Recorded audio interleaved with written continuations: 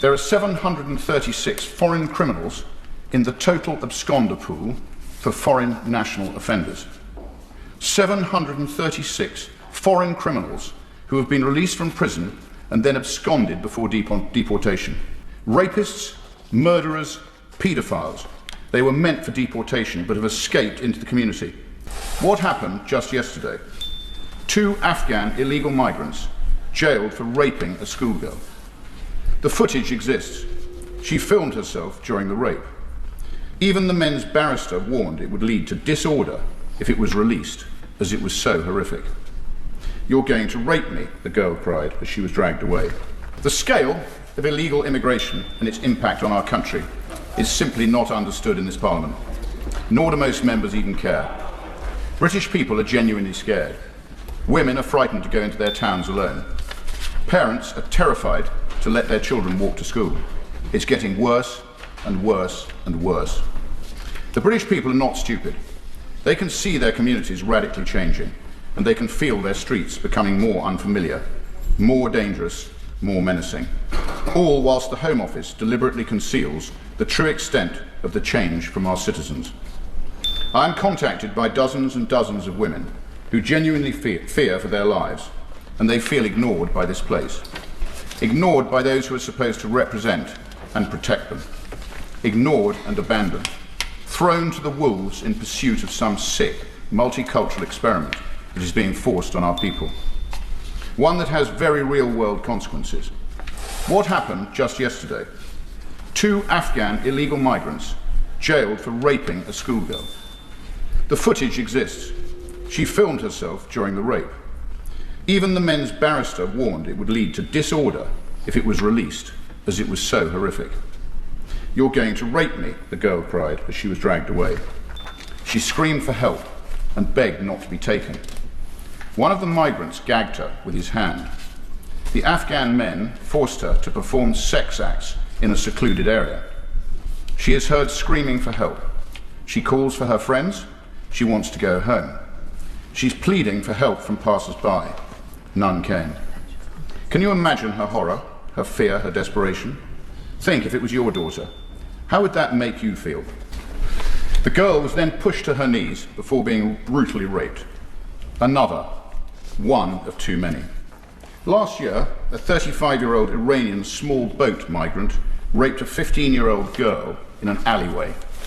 He was known to police in Germany, where he was convicted of assault offences. He told the girl she could be his sex doll, and that he wanted to, and I quote, "fuck her," before dragging her down an alleyway, forcing her to her knees outside a secluded doorway, and then raping her. The poor girl's anguished mother later asked, why was he in this country? A question millions and millions of British people are asking. Why are they here? These are unimaginable horrors, but they are happening right across our country every day, brutally and relentlessly. This House may not like to hear this, but it must listen. It must understand, it must digest. This is a political choice, and it's one that this Parliament has made. These are men who should never have been in our country to begin with. They should have been detained, and they should have been deported, indiscriminately and without question. They weren't. They were housed, fed and cared for at taxpayer expense, released onto our streets, allowed to roam freely. Thousands and thousands of them, unvetted foreign men from barbaric cultures that have no place in our communities. Words cannot adequately describe my disgust for what has been forced onto the British people. Since being elected, I have used what little influence I hold to try and uncover the impact of these migrants and just how severely the British people are suffering because of it. I've asked over 600 questions of the Home Office. I received very few answers, particularly when the question is regarding illegal migrants. No data, not centrally collected, and disproportionate costs are often cited. I thought perhaps incompetence, but evidence has come to my attention that proves that the Home Office has been misleading MPs. On January the 20th, I asked the Home Office this question: what information the department holds on the number of irregular migrants defined as absconders. So I will recap the question: what information the department holds on the number of irregular migrants defined as absconders. A minister replied that the requested data is not readily accessible from published statistics and could only be collated and verified for the purpose of answering this question at a disproportionate cost. That was not true. On the 3rd of September, I asked the Home Secretary the following question: what estimate has been made of the number of foreign nationals who have absconded after being served with a deportation officer? The answer from a different minister: the Home Office does not hold any central record of the requested information. That was not true. On the 24th of November, I questioned the Home Office Permanent Secretary and the Public Accounts Committee on the number of illegal migrants who have absconded from Home Office accommodation in the past 5 years. No concise answer. During all of this, a Home Office whistleblower presented themselves with these figures, in black and white, regularly disseminated within the Home Office. The actual data is as follows. There are 736 foreign criminals in the total absconder pool for foreign national offenders. 736 foreign criminals who have been released from prison and then absconded before deportation. Please think about that. 736 criminals, rapists, murderers, paedophiles. They were meant for deportation but have escaped into the community. 736 of them. It is a terrifying thought. Overall, the total absconder pool stands at 53,298, largely referring to the number of illegal migrants once in the system whose current whereabouts is unknown. Would the Honourable Member give way? I will give way. Thank you, Madam Deputy Chair.